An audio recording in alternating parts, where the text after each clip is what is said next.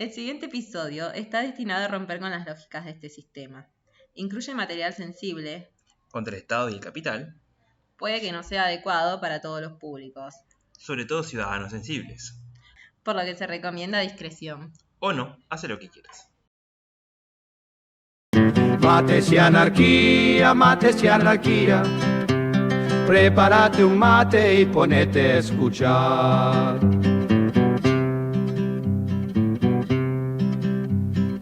Mates y anarquía, mates y anarquía. El sabor de la rebeldía, las ganas de luchar. Mates y anarquía, mates y anarquía. Paralelamente a los obstáculos burocráticos, la presión social de tener un smartphone, de estar conectada y alcanzable en todo momento, nos empuja en un ultimátum, adaptarnos o ser abandonados. Esta situación nos abarca por todos lados, suplantando nuestros propios conceptos y preguntas con los del mundo digital. ¿Cómo queremos conectar con nuestros seres queridos, con extraños? ¿Qué tipo de relaciones interpersonales queremos cultivar?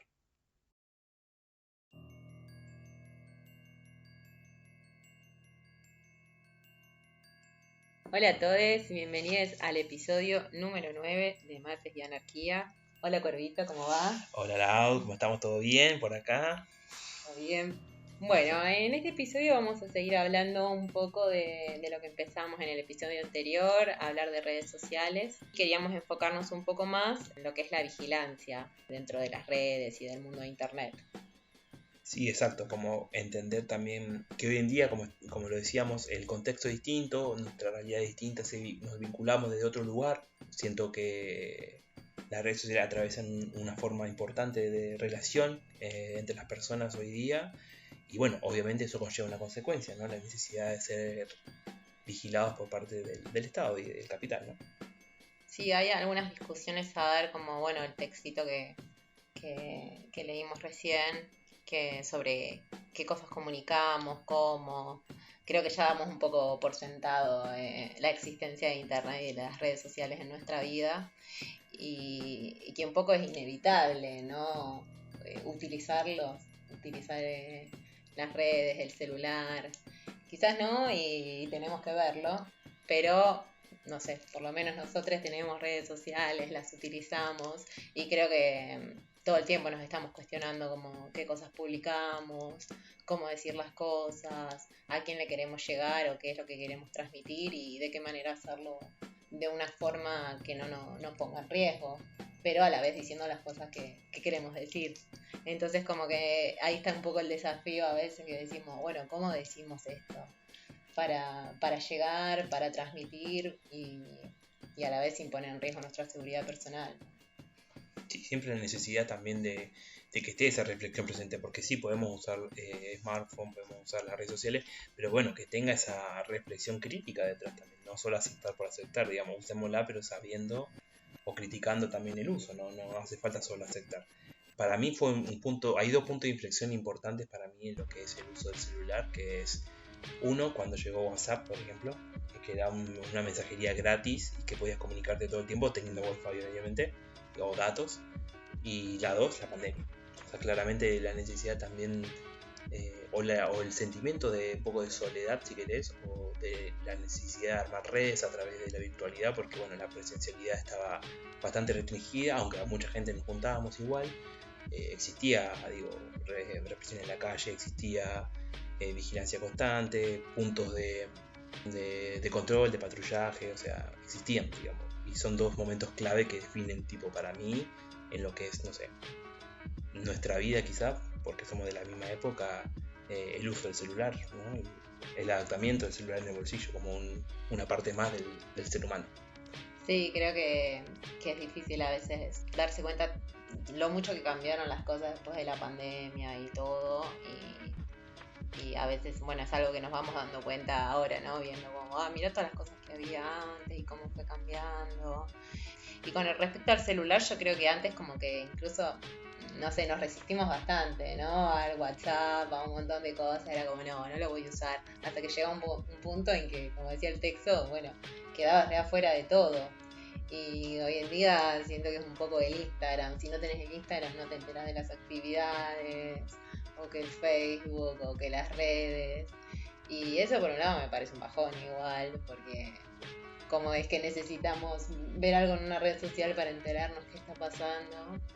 Y que estaría bueno también pensar como otras formas de comunicación. Pero bueno, incluso, bueno, si decidir o no formar parte, porque hay gente que igual decide no formar parte de las redes sociales, ¿no? Y de todo lo que implican. Y también está bueno ese posicionamiento. Pero bueno, siendo que en este momento nosotros sí la estamos usando, también está bueno como tener alguna reflexión sobre los usos y las limitaciones de eso. Y bueno, y con respecto a la vigilancia, como últimamente también surgieron como estas noticias del ciberpatrullaje que volvieron a sacar este año, la ley de que la policía puede y va a vigilar las redes sociales. También, bueno, pensábamos cómo hablar un poco de eso, sobre qué alcances tiene dentro de la información que podemos recopilar en internet. Sí, y porque al principio nos referíamos también del contexto, porque por ejemplo cuando esta noticia o esta necesidad de crear unidades de cibervigilancia, no es que no existieran, pero quizás como también generar, como que la policía genera tipo todo un grupo, una unidad, o sea, toda una carrera si querés también, que tiene que ver mucho con lo que es la afinidad con el terrorismo, con ciertas cosas que la policía de investigaciones hace, ¿sí? Y no sé, lo que encontramos nosotros era de 2016, por ejemplo, que era en el gobierno de Macri, por ejemplo, no porque queramos que hay gobiernos malos o buenos, sino simplemente porque pasó así. Y que la casualidad de que la misma ministra de Seguridad sea la misma persona, en este caso, Patricia Bullrich, aparecieron sin vida ya. Y que hay que pensar también que hoy en día son métodos mucho más eficaces quizá, o que mucho más pulidos, ¿no? Que hace 9 años, y que cada vez van a ser más pulidos también, y que van a apuntar hacia la población que sea más disidente, más rebelde. En este caso, no sé, se hablaba mucho de lo que era grupos de los jubilados, por ejemplo, de asambleas, o de grupos opositores, de periodistas. Obviamente los anarquistas entran dentro de toda esa lógica, ¿no? También porque, bueno, somos opositores a todo tipo de orden. Claro, en el gobierno de Macri en 2016, en 2017 crearon como esta figura del ciberpatrullaje y después, bueno, la siguieron utilizando los gobiernos, en verdad. En 2020 volvió a salir ya en gobierno progresista de Alberto Fernández como esta figura también de usar el ciberpatrullaje para los grupos que llamaban a hacer saqueos. También todo muy inflado, ¿no? Básicamente es vigilar las redes y de repente alguien publicó algo de pinta saqueo y ya ir a detener a esa persona. Pero bueno, ya desde el año pasado y volvieron a sacarlo del ciberpatrullaje y estuvieron deteniendo a personas por publicar tweets y eso, como o llamando a hacer acciones. Bueno, en realidad una persona diciendo estaría bueno hacer esto se infla como para también armar como una persecución de que nadie pueda publicar nada, ¿no? Pero bueno, sí hubieron varias tensiones ya en lo que va del año y eso por personas por publicar cosas en internet. Sí, que es como medio paradójico igual, porque si te pones a pensar, es un comentario de internet random como cualquier otro. Pero bueno, entendieron también este grupo de unidad que hablábamos, o la necesidad de generar esta figura del ciberpatrullaje. También son personas o figuras de inteligencia policial que este es su laburo también. Eso es algo que hay que pensar, o sea, ellos van desarrollando un lenguaje, una forma de laburar, de entender cómo se mueven distintos grupos, de intentar infiltrarse o de conocer sus movidas. Vamos a decirlo claramente, son cosas que han hecho siempre toda la vida. La infiltración, la necesidad de conocer cómo se mueven los grupos rebeldes, anarquistas. Siempre fue como que tienen la cabeza un poco cuadrada, en el sentido de que muchas veces cuando se intentó como dar golpes hacia los movimientos anarquistas fue siempre como intentar pensar que son estructuras jerárquicas, por ejemplo, y así generar tipo de grupos de crimen organizado de cierta manera verticalistas, porque es más fácil como detenerlo de cierta manera. Pero bueno, si algo que nos ha mostrado un poco la historia, sobre todo en Chile, por ejemplo, es que los golpes represivos que se han dado hacia ciertos grupos o espacios siempre fue como que intentaron generar tipo una estructura verticalista de resistencia, ¿no? De decir, bueno, este es el que manda y después están todos los demás. Bueno, la lógica es que nosotros no tenemos esa esa estructura de organización. Pero bueno, volviendo un poco más al territorio de acá, volviendo a la discusión esta, me parece como que nada, es entender eso, como que es algo real que existe, no es que digo, bueno, sí, publico cualquier cosa y ya fue, ¿no? Claro, el ciberpatrullaje sería como ver lo que hay en las redes sociales, como a diferencia de por ahí lo que es más la inteligencia que tiene que ver con que supuestamente tienen que tener una orden judicial y están investigando algo específico. El ciberpatrullaje es un patrullaje como el patrullero que acá pasa cada rato a ver si algo está pasando en las redes sociales, como bueno, personas que están ahí mirando qué publica la gente, qué dicen, y a partir de ahí también pueden iniciar investigaciones. En este caso, bueno, la policía está encargada de esto porque también, bueno, se les dieron nuevas funciones y un poco asociado como con esto es como las nuevas funciones de la policía y eso en un contexto como cada vez más represivo donde bueno, se está buscando la campaña política es mostrar que hay más represión, más desalojo, más persecución y bueno, que la policía tiene más funciones de por ejemplo, poder actuar sin ninguna orden de un juez. Entonces la policía hoy en día está autorizada a hacer allanamientos, a investigar, a pararte porque sí o empezar a investigarte sin una orden de que te estén investigando por algo. Entonces dentro de eso, bueno, van a empezar a buscar por todos lados, ¿no? Y en cuanto piensen que algo se puede asemejar a un crimen o no, bueno, hoy en día hay mucha persecución política, ponerse a investigar. Y bueno, y lo que tiene el ciberpatrullaje, que quizás es un poco más lo que uno puede llegar a medir de qué manera dice o qué consecuencias tiene, es que es lo público. Y que uno en sus perfiles, sobre todo si tenés un perfil público donde estás publicando cosas, la policía está mirando lo que estás publicando. Entonces, bueno, ahí sí hay algo que uno puede fijarse de qué manera decir las cosas y eso, teniendo en cuenta que hay gente que lo está mirando. Porque a veces no sé qué tan conscientes somos de qué cosas publicamos, que por ahí ni sabés como quién está leyendo las cosas que estás publicando, ¿no? Es como que vos salgas a la calle, agarras un micrófono y empieces a decir algo, pero con más masividad, porque de última si yo salgo a la vereda y digo algo, veo quiénes están alrededor. Está bien, puedes no conocerlo o no, pero puede quedar ahí. Lo que publicás en internet queda por siempre ahí. Y mal que mal lo está firmando porque lo que hacen es, a veces por ahí lo dejan ahí un poco en pausa, como bueno, esta gente publicó algo y ellos pueden acceder a tu IP y saber quién es o de qué dirección se publicó esto, y cuando les conviene políticamente mostrar que están persiguiendo, y bueno, lo van a utilizar. Entonces como que no podés borrar lo que publicaste en las redes, que quizás sí que si salgo de un cartel ya estás en la calle, lo sacaron, fue o no se te vio quién eras, es un poco más anónimo incluso que algo de las redes sociales, que a veces uno piensa que tiene algo de anonimato en las redes, un poco lo que genera el internet de pensar que sos anónimo, pero que en realidad... Bueno, podés tener algún cuidado de VPN o cosas que puedes usar para no estar como tan unido tu identidad a eso, pero que bueno, no sé qué tanto lo usamos también. Bueno, un poco relacionado con esto del ciberpatrullaje que ahora también crearon como dentro de una unidad que tiene que ver con el espionaje y los agentes encubiertos, que el año pasado el Ministerio de Seguridad creó una unidad específica de agentes para infiltrarse en organizaciones, dentro de lo que son organizaciones, entre comillas, criminales, que obvio que lo van a vender como, bueno, para controlar el narcotráfico, pero que sabemos muy bien que esas cosas se usan para vigilar a las organizaciones políticas y sociales. Dentro de esto también crearon una unidad de agentes reveladores, agentes encubiertos digitales, que tienen por finalidad crearse un perfil que incluso tienen asociado un nombre, un apellido registrado en el RENAPER, que es el registro de las personas, un documento ficticio para crearse un perfil y poder investigar como más en profundidad, en verdad, de crearse un perfil falso, ¿no?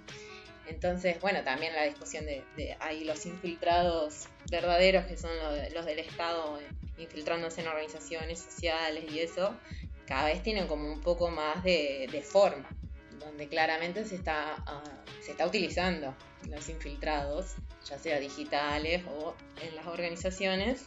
También es eso, esta información tampoco es que se sabe un montón, porque es lo que un poco dejan entrever, pero bueno, están utilizando infiltrados de distintos tipos, que por algo crean una unidad específica para eso. Todo esto es el contexto, esto ya existe, no es que es una paranoia, no es una conspiración, o sea, esto existe, hay gente que labura de esto, hace una carrera de esto. Entonces digo, la necesidad también de, cuando se pueda evitar, y si no se puede evitar de cierta manera, como la necesidad de usar los medios, las redes, por la masividad, por lo que sea, usarla siempre con el cuidado necesario, ¿no? De eso de no mostrar tanto quizás ciertas cosas, o entender dónde estás parado, ¿viste?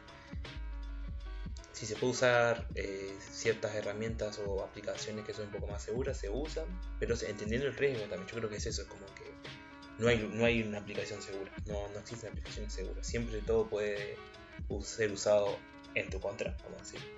Nada, es eso, como que creo que hay que compartir los conocimientos que tengamos, que son necesarios para la seguridad, compartir criterios que hayan sido previamente hablados, muy necesario, y seguir usándolos, pero entendiendo eso, como volvemos a lo mismo, como tenemos que tener una crítica al uso de los smartphones y las redes sociales, creo que también tenemos que tener una crítica hacia la seguridad también, que hace parte de la lucha, que es muy importante y que a veces se la toma un poco, nada, para la joda, pero es muy importante la seguridad, porque eso depende tanto vos como de la gente que vos querés y también de tus compañeros que te rodean. Sí, con respecto como a las herramientas de cuidado y esto que estamos hablando, como que siento que es muy difícil hacer una lista de herramientas que podés usar o aplicaciones, porque al fin y al cabo lo que tendríamos que hacer es, como decís vos, consensuar criterios, digamos, y que es muy difícil hablar de criterios de seguridad si no sabemos el para qué, el con quién, además de que depende para qué estés hablando, qué riesgo implica lo que vos estés comunicando, ¿no? Más allá de que la vigilancia igual no está buena, pero no la podemos evitar, y que obvio toda nuestra información está bueno cuidarla, pero que lo que sería importante es poder hablar de estos temas entre los grupos de compas con los que estamos haciendo cosas, como para sentarnos y decir, bueno, de qué manera nos queremos comunicar, qué queremos comunicar, por qué medios, qué criterios podemos usar como para resguardar los datos.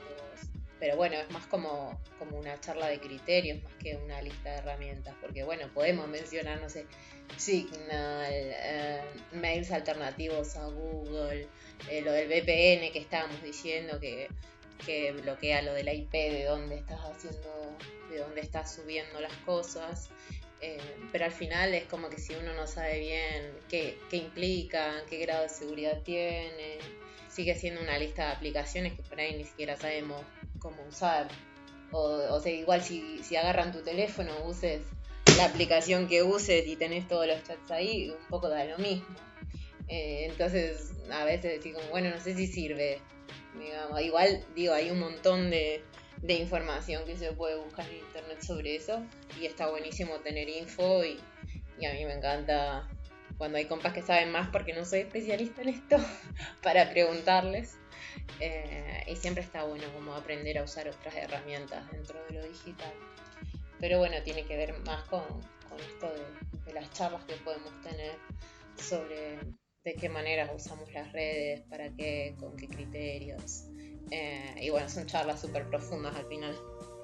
Claro, sí, y también pensar en eso, que obviamente alentar a que los compas que sepan de esta información, que la compartan, ¿no? Pero o sea, lo mismo, es importante que el conocimiento que tengamos o las herramientas que tengamos a mano compartirlas, porque al fin y al cabo somos compas y a todos nos va a servir una mano. Seamos o no duchos en esto, seamos o no capaces, siempre es bueno que la información circule, ¿no? Como no generar profesionales, sino compas más preparados, ¿no? Eso que al fin y al cabo lo que está bueno, y a la hora de compartir las redes, a la hora de entender la información, a la hora de comprender los riesgos, siempre está bueno que circule la información. Sí, y tampoco es como generar una paranoia de, bueno, no hay que decir nada por ningún medio, porque tampoco sería la idea. Digo, a mí me encanta encontrar publicaciones que dicen cosas que uno quiere saber o que uno comparte ideas y poder como leer cosas de otros lados. Y la verdad que esas cosas nos sirven también porque así nos enteramos de un montón de cosas. O de repente eso, encontrás un afiche que te gusta y que podés imprimir y usar. Entonces, nada, yo creo que todo eso también sirve igual y tampoco es desalentar usar las redes o no sé, habría que tener más discusiones sobre eso porque yo creo que me genera un montón de contradicciones y que no lo tengo resuelto sobre si usar o no la red. Digo, sé que ahora las estoy usando, pero bueno, eso también me gustaría encontrar otros medios de comunicación, digamos, más presenciales. Mandamos cartas a la antigua. Sí, la verdad que es importante ver el contexto en el que estamos. Creo que estamos como en un contexto donde hay un montón de persecución y represión y hay que ser conscientes de eso, como para ver dónde estamos parados y de qué manera hacemos frente a la represión cuando esta llega. Sea por lo que sea, como nada, es importante que podamos como estar comunicadas entre nosotros y poder eso, generar los lazos y las redes necesarias para que cuando la represión llegue también estar ahí bancando así a las compras. Sí, obvio, totalmente fundamental. Volvemos a lo mismo, la necesidad de la crítica, de la autocrítica, la necesidad de compartir el conocimiento y la necesidad de entender el contexto, como bien se Lau, nos va a terminar haciendo un poco más, nos va a proteger de cierta manera para mí un poco más a la hora de entender todas estas cosas, o nos va a sentir un poco más preparado, porque bueno, la represión, la cárcel son cosas que uno nunca está preparado porque no sabe cómo van a venir, pero si de cierta manera hay herramientas o hay cierta comunicación o hay ciertas cosas un poco más pulidas, entonces te dejan el panorama un poco más de sentirte por lo menos apañado con tus compañeros de cierta manera, y la necesidad de que este contexto no va a mejorar. O sea, no podemos esperar soluciones mágicas a los políticos, sino que esto va a ir siempre para peor, porque es la necesidad también del control, de la necesidad de la represión, de la violencia estatal, de la necesidad de esparcir el miedo y la paranoia, y que los infiltrados y que esto. Entonces digo, de cierta manera es saber leer lo que está pasando, es saber interpretar, saber reflexionar, la necesidad de la crítica hacia el contexto y cómo vamos a actuar en consecuencia de ello.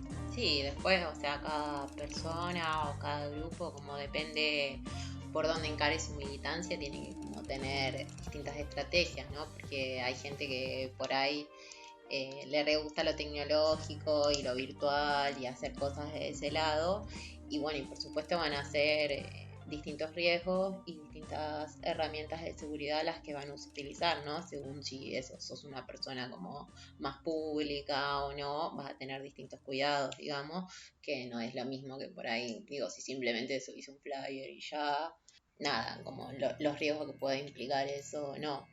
Entonces, nada, eso me parece que un poco cambia, digamos, ¿no? Tampoco soy una persona que utilice tanto las redes sociales. Ahí cada uno tiene que evaluar como los riesgos de lo que hace. Pero bueno, son los riesgos de pertenecer, ¿no? También de ser rebelde, de la necesidad de salir a luchar, o sea, vamos a terminar con una nota un poco más positiva, si no todo es represión, todo es muerte, pero, no.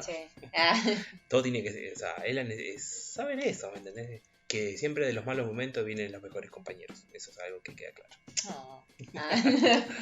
Pero tenemos algo para leer, ¿no? ¿Tenemos?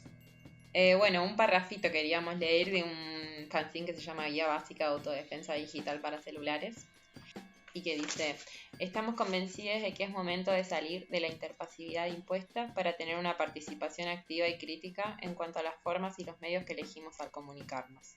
La seguridad y la privacidad de nuestros datos y comunicaciones son una construcción colectiva y una práctica de cuidado. Más allá de las herramientas que utilicemos, lo fundamental para construir una comunicación segura es afianzar las prácticas colectivas de seguridad, lo que decimos, la forma y el momento en que lo decimos, siendo indispensable la participación y el compromiso de cada uno de nosotros. Sí, me parece copado como esto, que todo es una práctica colectiva de cuidado al final y que las formas en que utilicemos la comunicación y todo siempre es algo a pensar en general, ¿no? Como qué cosas queremos comunicar, la forma. no decir por decir cosas también. A veces me parece que es un poco a lo que llevan las redes, como hablábamos la vez pasada también, de a veces como querer figurar de más y eso. Entonces siempre está como escuchando las críticas de los demás y todo, también puede pensar en... Nada, que al final igual tenemos que formar en redes, formar como un movimiento, ¿no? Donde igual también podamos responder por los demás en algún punto, ¿no? Sobre todo como frente a la represión. Nunca es un llamado a dejar de hacer. Para mí como que un poco es el mensaje ese, sino como a pensar en cada contexto qué cosas nos convienen más y de qué manera nos conviene más encontrarnos, comunicarnos, decir las cosas para que sirva y tenga el menor coste posible, porque la seguridad de todos nosotros es súper importante y nada, quiero a todas las compas en la calle y que tenemos que ir pensando día a día, porque todas estas cosas son cuestiones lo tecnológico y todo que va cambiando un montón, que es muy diferente la vigilancia ahora que hace 10 años, que las herramientas se van perfeccionando, las de control, las de vigilancia, con la inteligencia artificial. Nada, usan todos los mecanismos posibles para controlar y permanecer que todo permanezca como está, siendo un sistema de dominación. Y que nosotros también nos vamos actualizando como en las formas de luchar, va cambiando. Entonces todo es un día a día de ir replanteándose las cosas, ir charlando como para ver de qué manera nosotros también ser más eficientes. Las formas que hacemos, las formas en que nos comunicamos, en que nos sostenemos frente a la represión. Así que nada, hablar de estas cosas me parece que siempre está bueno como para tener un ida y vuelta. Y también ir aprendiendo de lo que los demás tienen para compartir. Sí, me parece muy acertado el análisis que estás haciendo, y también siento que a veces hay que dejar morir un poco la nostalgia de los tiempos anteriores, y creo que también es visualizar el hoy que vivimos y la necesidad de adaptarse a todo, a los mecanismos de represión, a las herramientas que utilizamos, a las reflexiones nuevas que compas más jóvenes quizá traigan. Todo eso es un combo que hay que tomarlo y masticarlo, pensarlo y reflexionarlo. Es la necesidad constante también de que nosotros vamos siendo anarquistas. Va a haber cosas nuevas que traigan, quizá que nos haga pensar cosas nuevas, y eso siempre está bueno. Hay que estar abiertos a esas posibilidades siempre, porque la anarquía al fin y al cabo es algo constante, de tensión, que se mueve, o sea, no es algo estable. No tiene parámetros, no tiene un límite, vamos a decirlo de cierta manera. Así que nada, deseamos siempre la necesidad constante de actualizarse, de criticarse y de ser fieles también a lo que uno cree y darle para adelante, ¿no? Sí, vamos arriba. Vamos arriba. Así que nada, nos despedimos en este nuevo episodio. Espero que les haya gustado. Nada, esperamos sus comentarios, sus críticas, sus opiniones. Siempre nos parece interesante el intercambio de información. Tenemos todas nuestras redes. Malditas redes sociales. Así que nada, les dejamos un saludito y hasta la próxima. Hasta la próxima.